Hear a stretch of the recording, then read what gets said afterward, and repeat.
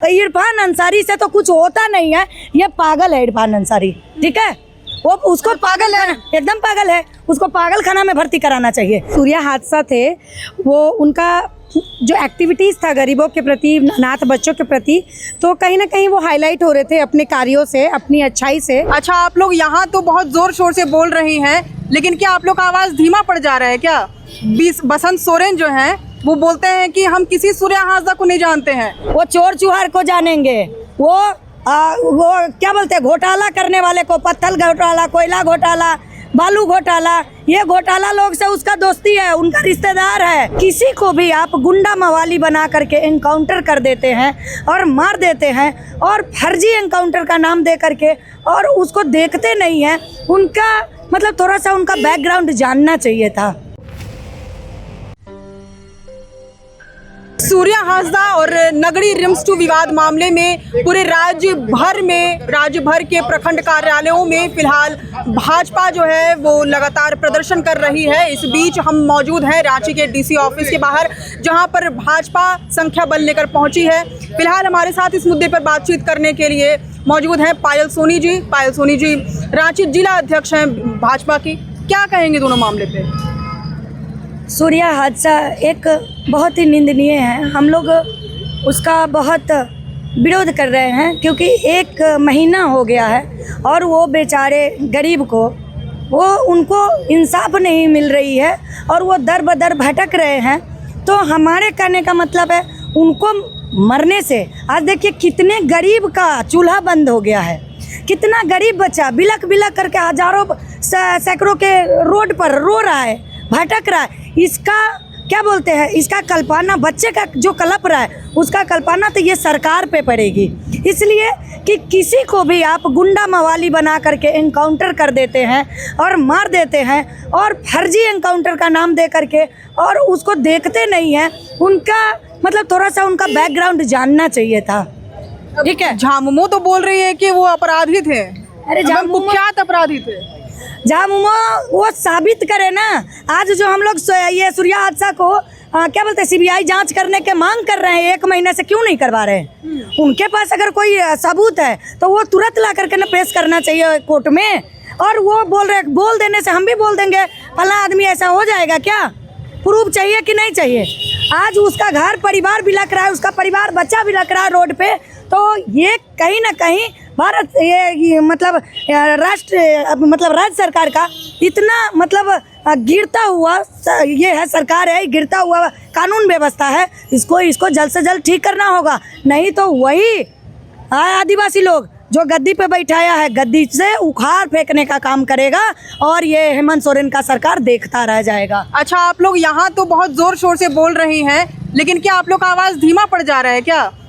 बसंत सोरेन जो हैं वो बोलते हैं कि हम किसी सूर्या हाजदा को नहीं जानते हैं। सत्र में इतना बवाल मचा, लेकिन अब बसंत सोरेन बोलते हैं कि हम किसी सूर्या हाजदा को जानते ही नहीं है। कैसे जानेंगे?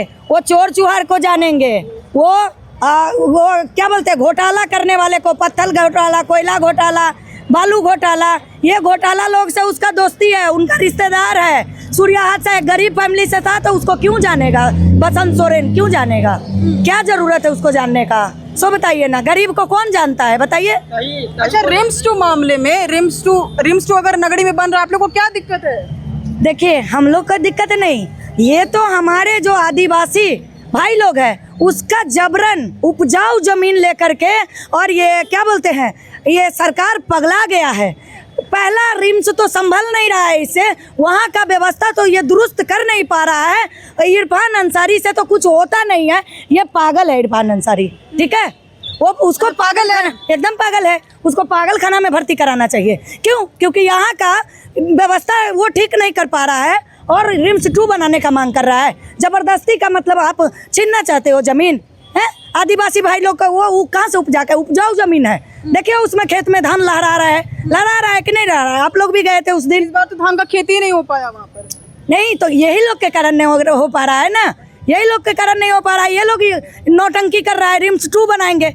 पहला रिम्स को संभालो, रिम्स 2 का बाद में देखना। जामताड़ा में, नेमरा में बोल रहे हैं कि रिम्स 2 बनवा दीजिए, बहुत लोग मांग कर रहे हैं, हम लोग के कमेंट बॉक्स में आ रहे हैं। नहीं, बहुत लोग क्या मांग कर रहा है उस पर हमको कोई मतलब नहीं है। अगर इरफान अंसारी पहले हम तो यही मांग करेंगे इरफान अंसारी आँख कान पूरा खोल करके और रिम्स 1 का देखने का और उसको सुधार करने का काम करे, बाद में वो देखे कि रिम्स 2 बनेगा कि नहीं बनेगा। ठीक है। आप भाजपा सपोर्टर हैं, जी बिल्कुल भाजपा सपोर्टर हैं हम। क्या क्या कहेंगे? यही कैसे कहना देख पा रहे हैं चाहेंगे मामले को? यही कहना चाहेंगे कि मतलब हेमंत सोरेन अपने राज्य की जनता को इग्नोर करके सिर्फ राजा वाला शासन चला रहे कि हम राजा हैं तो मेरे आगे कोई नहीं जाना चाहिए। क्योंकि जो सूर्या हादसा थे वो उनका जो एक्टिविटीज़ था गरीबों के प्रति, अनाथ बच्चों के प्रति, तो कहीं ना कहीं वो हाईलाइट हो रहे थे अपने कार्यों से, अपनी अच्छाई से। तो ये सरकार किसी को आगे नहीं जाने देना चाहती है, इसीलिए फर्जी एनकाउंटर्स करवाती है रिम्स के नाम पे। अरे जो रिम्स अभी है वहाँ पे लोग मर रहे हैं, आए दिन वहाँ पे कुछ ना कुछ हादसा हो रहा है, उसको संभालिए ना। और हमारे जो स्वास्थ्य मंत्री है उनको तो बोलने का भी तमीज़ नहीं है, बात करने का भी नहीं, उनको तो पागल खाने में एडमिट कराना चाहिए। कैसे, कहाँ गलत बोलते हैं? कहें किसी के लिए, महिला के लिए माल शब्द का उपयोग कर लेते हैं, कहीं कुछ बोल देते हैं।